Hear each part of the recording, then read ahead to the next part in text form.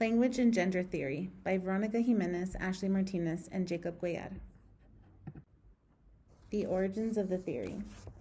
In 1922, Otto Jesperson published the very first piece in modern linguistics concerning women's language. In his book, he devotes an entire chapter entitled The Woman to describing differences in women's compared to men's speech and voice pitch. He describes women's vocabulary as less extensive, keeping them in what he refers to as the central field of language. The indispensable small change of a language, he claims, that the periphery of language and the development of new worlds is only for men's speech. Jesperson attributes these differences to the early division of labor between the sexes. In his conclusion, he claims that the social changes taking place at the time may eventually modify even the linguistic relations of the two sexes. John Joseph Gumperz. A pioneer in the fields of ethnography of communication and social linguistics, John Gumperz was one of the best-known linguistic anthropologists of his generation. Within this paradigm, he developed such fundamental concepts as code switching and contextualization cues, through which he integrated field study of linguistic processes with sociological concerns about social networks, social identity, and fair access to institutional resources. In 1964, he became a member of Berkeley's Department of Anthropology and a leader of the university's New Language Behavior Research Laboratory. In the mid-1960s and 1970s, Berkeley counted among its faculty an extraordinary group of scholars whose research interests were convergent and who shared Gumperz's interest in the relationship between linguistic meaning and the inferential process of communication. These included philosophers, linguists, anthropologists, and psychologists. Gumperz collaborated with these and others in cross-disciplinary research and teaching that helped shape a generation of students and a new paradigm for integrative social science bearing on speech practices. Feminism. Belief in and advocacy of the political, economic, and social equality of the sexes, expressed especially through organized activity on behalf of women's rights and interests. Issues related to gender and sexuality, largely ignored in the early development of social linguistics, have emerged as a cornerstone of the field. Spurred on by the feminist movement and new generations of engaged scholars addressing how language use both reveals and embeds gender inequalities, scholarship on such questions is now mainstream across a range of disciplines. Today, the National Woman's Party lobbies for the 26th Amendment to guarantee women equal rights under the law. That amendment would make women people in a legal sense for the first time. Gradually, instead of a little tiny cluster, we now have 10 million women backing this particular measure before Congress. That's 10 million women who have united through their organizations. About 1% of the 10 million belong in what is called the Women's Liberation Movement, or simply the movement. They range from reformers to revolutionaries. Okay, let go of my arm.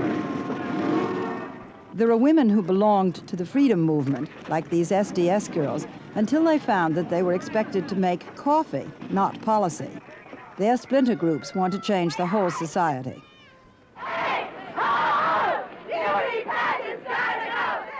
The Women's Liberation Movement organized several groups to protest the Miss America pageant as a symbol of society's exploitation of women as sex objects. It's a popular protest. The groups proliferate. They exist as cells, brigades, associations. There are names as colorful as Red Stockings and Bread and Roses, as explicit as New Feminists, Women for Women, Older Women's Liberation. They are addicted to acronyms: WOLF for Women's Liberation Front, RAP for Women's Radical Action Project.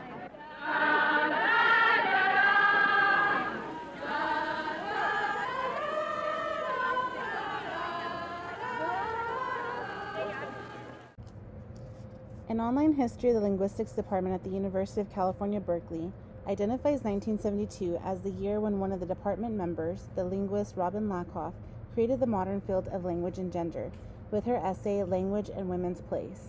Though better known in its slightly later incarnation as a book, it was originally published in 1973 as an article in the journal Language and Society. Lakoff opened a door that soon would allow scholars of all backgrounds to follow suit. This diversity was showcased in the collection Language and Sex, Difference and Dominance, edited by the sociologist Barry Thorne and the psychologist Nancy Henley, which appeared in 1975. The volume's contents underline another key feature of much early work in the field, its concern to illuminate through linguistic analysis the day-to-day problems experienced by women in male-dominated societies. One of the guiding principles was, in the words of Lakoff, that linguistic imbalances are worthy of study because they bring into sharper focus real-world imbalances and inequalities. They are clues that some external situation needs changing. Whether their focus was the historical tendency for words denoting women to become pejorative, the cross-culturally widespread exclusion of women from speech events and forums where power was exercised, or the patterns of interruption found in mixed-sex conversation, researchers aim to raise consciousness about the extent to which everyday linguistic practices both reflected and reproduced structural sexual inequality. One of the factors that has a profound but often unconscious impact on the production of messages is gender. Charis Cramaret was one of the first communication scholars to explore the gendered implications of language and the ways language treat women and men differently. According to Cramaret, the linguistic constructions available to speakers of a language tell them how to think about gender. In most languages, the users of that language are trained to see two sexes, and then we do a lot of work to continue to see only these two sexes. Cramaret suggests that the values and assumptions encoded in our language are primarily those of males, which in turn has implications for how women and men use language. Cramaret, along with colleagues Paula Treichler and Anne Russo, wrote a feminist dictionary to demonstrate how women's use of language varies considerably when the context that women select as significant are taken into account. With this dictionary, Cramaret, Treichler, and Russo attempt to capture the features of a feminist universe of discourse by including words with special meaning for women as well as definitions that are consistent with women's experiences. The dictionary, for example, includes numerous and often contrasting definitions for a word, suggesting that a word might indeed mean different things at different times to different women. Deborah Cameron is a linguist who has been involved in the examination of language and sexual politics since the 1980s. Her interest is in explanations for gender differences in language use, and her feminist critique of language is an effort to acknowledge both that gender is an important factor in everyday interactions and that it can be overgeneralized. Cameron's goal was to not only make language fit women better, but also to examine the conditions on which gendered research has been built. Cameron's critique begins with description. She describes three major approaches, deficit, dominance, and difference, that define earlier feminist efforts to account for gender differences in language use. A deficit framework suggests that women's ways of speaking are deficient compared to those of men. They have not learned more direct or assertive styles of speech, either because of biology or socialization, and thus they are at a disadvantage in terms of communication. A dominance explanation highlights the dimension of power in male-female interactions. Women are in a subordinate relationship to men, and this is apparent in their speech. Finally, the difference perspective suggests that women and men essentially live in two subcultures and thus learn to speak different languages adapted to the specific needs of the primary gender culture in which they are raised and socialized. After describing these earlier frameworks, Cameron then suggests that a new framework, diversity, has been emerging since the 1990s and has superseded the deficit, dominance, and difference perspectives to explain how gender functions in language. She compares the new paradigm of diversity with the earlier approaches on 5 different dimensions. 1. Diversity, biological basis versus social construction of gender. 2. Stability of gender versus gender fluidity. 3. Gender differences versus gender distinctions. 4. Gender identities versus intersectional identities. And 5. Master narratives versus local explanations. Cameron's third dimension focuses on difference. In earlier approaches, researchers presuppose the existence of 2 discrete categories, men and women, which were not only quite different from each other, but internally homogeneous as well. In other words, all women were seen as more like other women than they were like men, and vice versa, and the important differences were those between the sexes. Ladies and gentlemen, I would now like to introduce the hardest working person in television, Joanna Everhart! Thank you! You haven't heard. About what? all your new shows. The affiliates won't touch them. We can't let you sink the network. Thank you for taking this so well. Goodbye, everybody!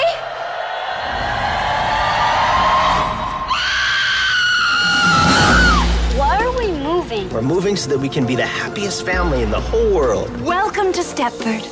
Stepford is the family paradise. It has no crime, no poverty, and no pushing.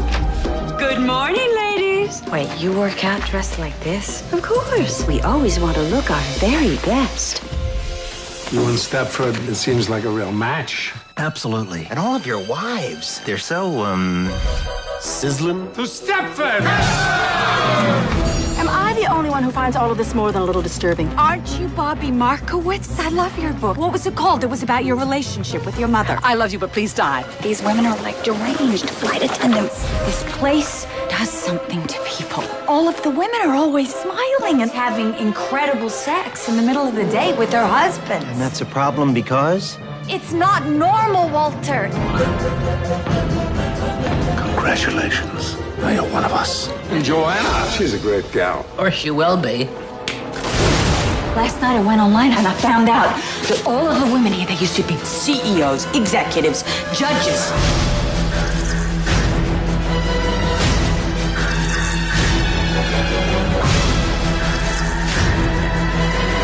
If you could change something about me by pressing a button, would you?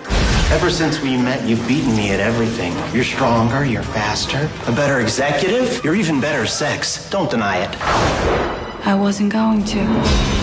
Imagine if you could streamline your spouse, overhaul every physical flaw. What have they done to you? Goodbye! Goodbye! Goodbye! See ya! Deborah Tannen was a huge advocate for Cameron's difference approach. She believes the difference starts in childhood, where parents use more words about feelings to girls and use more verbs to boys. Males and females belong to different subcultures and therefore speak differently. Her book, You Just Don't Understand, claims that there are 6 main differences between the way males and females use language. Status versus support. Men see language as a means of asserting dominance. Women see it as a way of confirming supporting ideas. Independence versus intimacy. Men go it alone. Women seek support. Advice versus understanding. Men see language as problem solving. Women see it as a means of empathy. Information versus feelings. Males are concerned with the facts, women with emotions. Orders versus proposals. Men use imperatives, females use hidden directives. Conflict versus compromise. Men will argue, women will try to find a middle ground. She also said that women talk too much while men get more airtime. Women speak in private contexts, men speak in public. Women build relations, men negotiate status, avoid failure. Women overlap, men speak one at a time. Women speak symmetrically, men speak asymmetrically. Because of the different intentions in speech that Tannen proposes, conversational messages result in meta-messages or information about the relations and attitudes among the people involved in the conversation. Tannen offers the example of the helping message that says, "This is good for you," that sends the meta-message, "I, the speaker, am more competent than you." The meta-message is the individual's interpretation of how a communication was meant. Conflicting meta-messages in a hierarchical linguistic relationship, such as Tannen believes men maintain, have the potential to injure male pride and arouse their need for one-upmanship in the context of conversation. A second topic that Tannen raises is interruptions in conversations. She states that an interruption has little to do with beginning to make verbal sounds while someone else is speaking, which she calls overlap. It has to do with dominance, control, and showing a lack of interest or support. When a person does not offer support to a fellow conversant, but makes an effort to wrench control of the topic of conversation, Tannen calls it uncooperative overlap. To further explain, interruption is not mechanical criterion for determining on a tape whether two voices were speaking at once. As linguist Adrian Bennett states, it is a matter of interpretation regarding individuals' rights and obligations. In order to determine whether one speaker is interrupting another, one must be familiar with both speakers and the situation surrounding their conversation. What is their relationship? How long have they been talking? How do they feel about being cut off? Perhaps, as Tannen claims, some people, not just women, practice cooperative overlapping in speech. While others refuse to participate until given specific time to speak, an overlap can be defined as two conversants speaking simultaneously during their conversation. For Tannen, some overlaps are considered cooperative because usually they will include just a few words of encouragement or elaboration on the topic and not a full sentence about a different subject. Tannen defines the two types of people mentioned above as high involvement and high considerance. High involvement speakers give priority in a conversation to expressing enthusiastic support, even if it involves simultaneous speech, while high considerateness speakers are more concerned with being considerate of others. They prefer not to impose on the conversation as a whole or on specific comments of another conversant.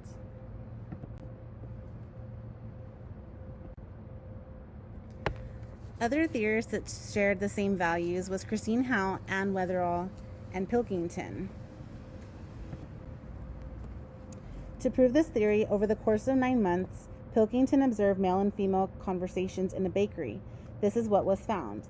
Women talk to affirm solidarity and maintain social relationships. Women focus on feelings, personal anecdotes, and relationships. Women's support builds on each other's points and complete each other's utterances. Women agree frequently. Men find long pauses, thinking time, acceptable. Men frequently disagree and challenge others' points. Their conversation is competitive to a point of verbal abuse. They take part in verbal sparring and often use mock insults. Those linguists that oppose the difference theory would go on to create the dominance theory. William O. Barr and Bowman Atkins wrote a book called Women's Language or a Powerless Language. They studied the language of the courtroom and found female lawyers to be assertive, interrupt, everything that Pilkington argued for males. They also found that witnesses of both sexes would use Robin Lakoff's weak female language. They concluded that these weak language traits are actually a powerless language rather than a female language. Robin Lakoff was a believer in this to some extent. She combined elements of dominance and deficiency, another theory that claims women's language is weaker because it is expected to be weaker.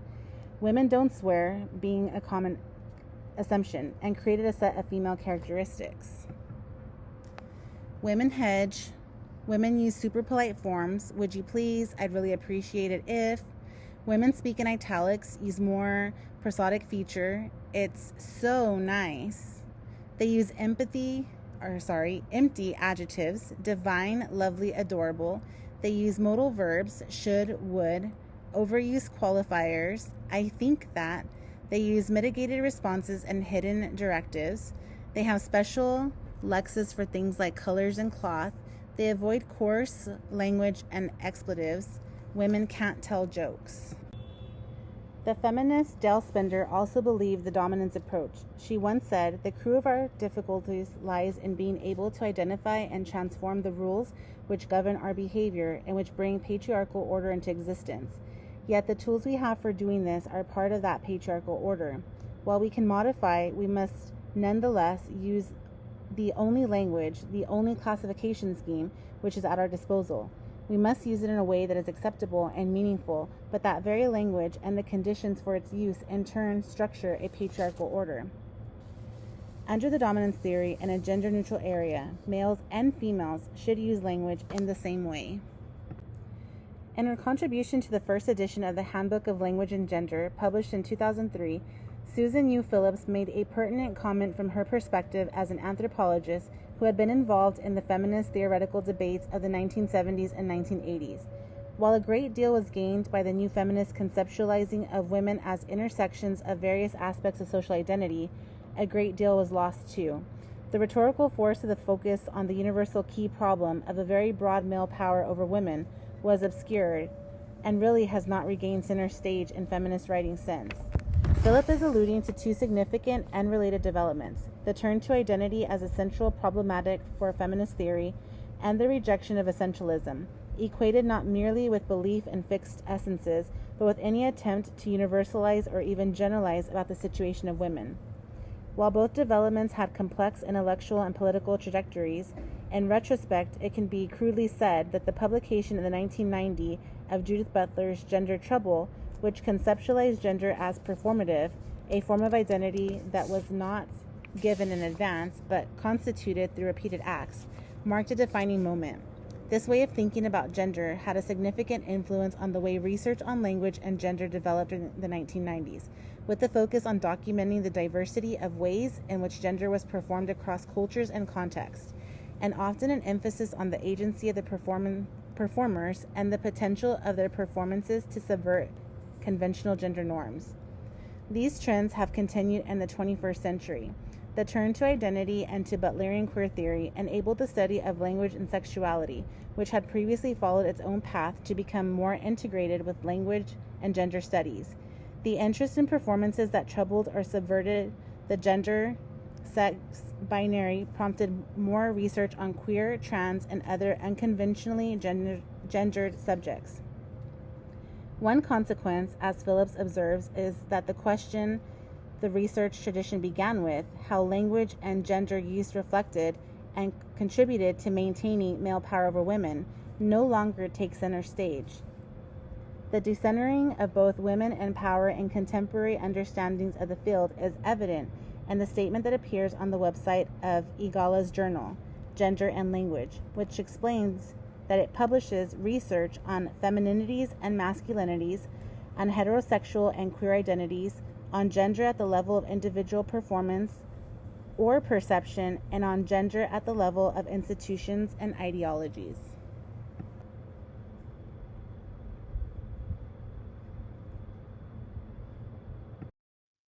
The latest dimension referenced in our textbook by linguist Deborah Cameron is diversity, which has been emerging since the 1990s and has superseded the deficit, dominance, and different perspectives to explain how gender functions in language.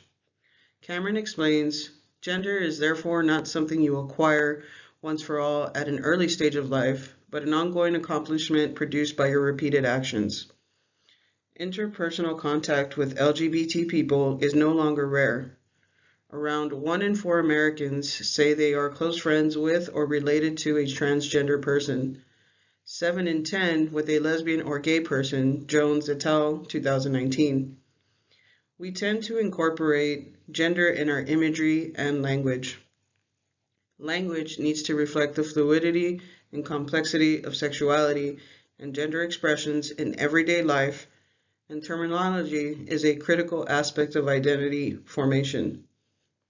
Over the last century, the LGBTQ2, which stands for lesbian, gay, bisexual, transgender, and queer community, has internally created new terms for the now acknowledged diversity of sexual and gender identities. Since the conclusion of World War II, the LGBTQ community has campaigned to make these terms visible and accepted by society.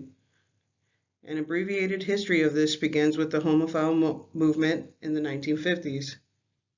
In the 1960s and 1970s, the community campaigned to remove homosexual from the psychiatric diagnostic manual when gay was a preferred community term. From the 1990s to the present, the word queer has become the rallying point for activists as an attempt to encourage the acceptance of an umbrella term that includes as much of the sexuality and gender continuums as possible. First, let's examine the etymology of some gender-inclusive vocabulary. The Oxford English Dictionary provides the definition of cisgender as follows: describing or connected with people whose sense of personal identity and gender is the same as their birth sex. Now, when an individual has sad or anxious feelings because their gender identity does not match the sex they were said to have at birth, this is defined as gender dysphoria. Identifying as transgender implies or describes people whose gender identity does not match the sex they were said to have at birth. The language of cis and trans was first introduced into sexology by Ernst Burchard in 1914 to describe behavior of following or flouting heteronormative prescriptions of clothing. Choosing not to be identified as either male or female would be identified as non-binary. More recently, terms such as non-binary and genderqueer have gained visibility in defining identities which resist the binary conceptions of gender. The more diverse and accepted language available to individuals when they are constructing their identities, the more likely they will accept their gender and sexual identities in a positive manner. The LGBTQIA+ acronym has evolved quite gradually over time. I have attached the following YouTube video to give a more in-depth description of its rich history from its start as GLB to LGBT to LGBTQ to the now more recognized and acknowledged LGBTQIA+ acronym. Morning, we are going beyond the headline and we're taking a look at how it's expanded to better describe a growing community. LGBT is the older acronym used when referring to the gay and trans community. The move to normalize the acronym really began in the 1940s and 50s when the term gay was used as slang for those who were attracted to someone of the same sex. Women began using the term lesbian in the 1970s to differentiate themselves. According to Stephen Petro of The Washington Post, the term bisexual started to become a truly recognized sexual identity in the 1990s. While the first three letters, LGB, focus on sexual identity, transgender refers to a person whose gender identity is different from the sex on their birth certificate. The letters were used as an evolution towards inclusion, so people can distinguish the different groups within the community rather than being called the, quote, gay community. In the last decade, adding a Q became more common, and the advocacy group GLAAD recommends it to be more inclusive to those who identify as queer or questioning. But the full acronym also includes IA for intersex and asexual or ally. Intersex describes a person born with a reproductive or sexual anatomy that doesn't seem to fit the typical definitions of female or male. Asexual stands for someone who isn't sexually attracted to anyone, and ally is a supporter of the community. Often a plus sign is added at the end, symbolizing the inclusion of all other identities. The LGBTQ plus community, the plus is kind of a representation of using those different pronouns. So as we begin to expand and we begin to evolve, that's how you get to these new identities. So there you have it, guys. A little bit more of an explanation to kind of broaden our horizon for people who don't know about this. Right. Absolutely. Right. When you know better, you do better, right? Totally. And when it comes to the pronouns, we've covered this all month long, and even people within the community say they'll make a mistake a time or two, but it's about being respectful and, you know, trying not to hurt somebody's feelings and trying to be open-minded. Get it right. Yeah. I want to point out that the plus sign is used to identify all of the gender identities that letters and words cannot yet fully describe. The most inclusive acronym is LGBTQIP2SAA, which stands for lesbian, gay, bisexual, transgender, queer, questioning, intersex, pansexual, two-spirit, asexual, allies. Now, pronouns are words used in place of a noun, typically after the subject of a sentence is identified. To acknowledge that people identify their gender in ways that may not be linked to their biological sex, certain institutions, including academic journals and some popular media platforms, people use inclusive gender pronouns. For example, she, her, hers, they, them, or he, him. Pronouns are important because they promote gender-inclusive language, affirm identities, and help with misgendering identities. Social media platform giant Facebook lets users designate their gender from a drop-down menu of nearly 60 options and to select their preferred pronouns. Language can be a strong force for change, but changes in language occur gradually over time. Some examples include weatherman to meteorologist, maternity leave to parental leave, and husband or girlfriend to spouse and partner. Efforts need to be made for greater visibility so that all genders are included in discourse. Hi, my name is Jacob Cuellar, and for my portion of the Language and Gender Theory project, I'm going to be talking about the stability of gender theory. Before I get into stability of gender, I want to introduce the theory in general from my own perspective. So, language and gender theory, as we know, are closely related, and they're both significant in almost every population, but they do have a lot of fundamental differences on their expressions.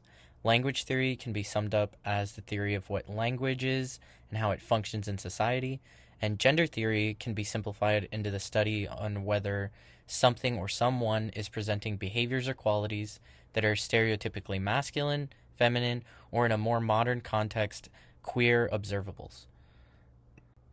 So getting into stability of gender. Stability of gender refers to a children's mind's concept of gender identity not being changed as time passes. One of the best quotes that can help you understand this is, around 6 years of age, children develop gender constancy.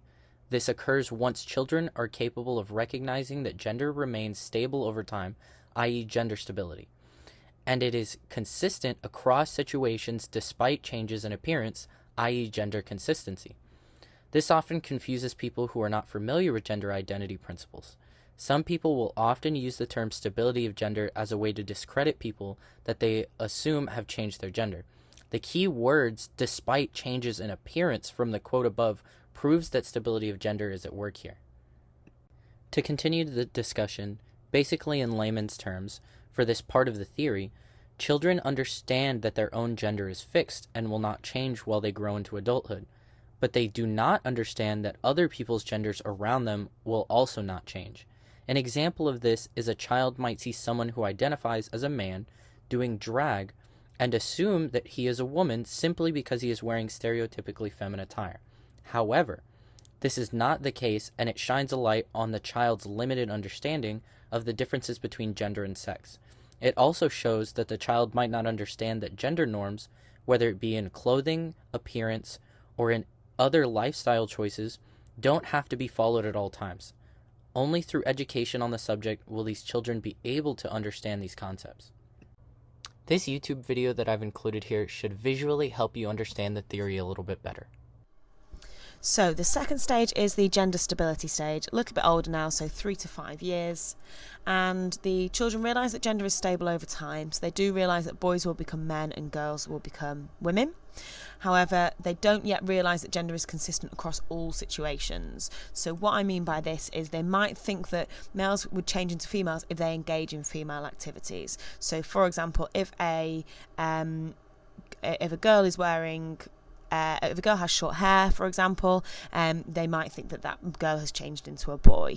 You can see the picture on the right hand side at the bottom. So by the age of 4, the girl realises that when she grows up she'll be a lady. When I grow up I'll be like my mummy, she says. So she's realising that gender is stable over time, but they haven't got that consistency across situations yet. Continuing the discussion about stability of gender, something else that often gets misconstrued is the differences between gender and sex. Gender identity is a concept that anyone can align themselves to on any side of the spectrum. Gender identity does not have a binary and can characterize anyone in the context they feel most comfortable in. Sex, on the other hand, refers to the sexual genitalia you were assigned at birth and is used to define us into a binary of men and women. However, with more research, we have known for generations that even sex is not a binary occurrence. Intersex people are the best example of this, but as modern technology has advanced, it has become easier to remove or add genitalia to fit what the person's feelings are best. This YouTube video should help you better understand the differences between gender and sex. Oh, not another poll. What now? What color are these pants, blue or gold? I hate these polls. Why are there always only 2 options? Blue or gold, black or white? It's clear that the third option is the right one. These pants are just ugly. Is it a boy or a girl? That's often the first question people ask when a baby is born. The response to this question is most often determined by the external genitals of the baby. Most people, including many in the medical community, see only 2 possibilities: girl or boy, female or male. If the medical person who helps deliver the baby sees a penis, the baby is said to be a boy. If they see a vulva, the baby is said to be a girl. Either way, this determination of a baby's gender is called sex assigned at birth. Our sex assigned at birth, sometimes referred to as our gender, is based on how someone else sees our bodies and does not take into consideration how we see ourselves as a whole person. For some people, their sex assigned at birth may be distinctly different from their gender identity.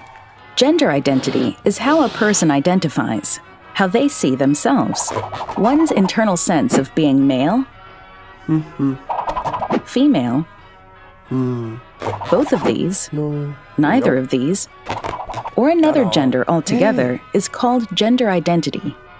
Most people whose sex assigned at birth is female grow up to identify as female.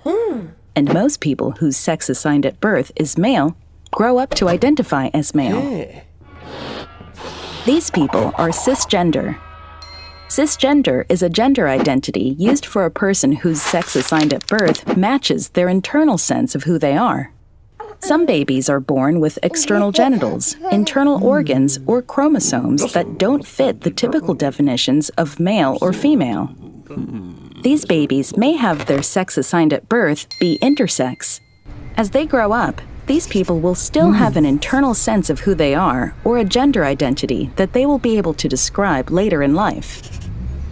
For some people, their sex assigned at birth, girl or boy, doesn't match their gender identity or their internal sense of who they know themselves to be. Transgender is a gender identity that may be used by a man or woman who was not assigned that gender at birth. Sometimes a person's gender identity, or the way they feel or see themselves, doesn't fall neatly into the binary definitions our society has of female or male. People who feel this way may describe their gender identity as genderqueer, gender fluid, or gender non-binary. People who identify as genderqueer or gender non-binary may express a combination of masculinity and femininity, or neither, in their gender expression. While there are many different labels used to describe gender identity, you don't need to label yourself or share your gender identity if you don't want to. You may feel unsure or be uncomfortable sharing this information about yourself with others. Trust yourself to know what words feel right for you and when to share that information with friends and family. To wrap up our presentation with a conclusion, I'm going to go over the 3 main points out of the 5 that we focused on throughout this presentation. The main 3 points of language and gender theory are gender differences/dominance, gender diversity, and gender stability and understanding. We would love for you guys to answer our questions on the discussion board, and we really hope you guys enjoyed the presentation.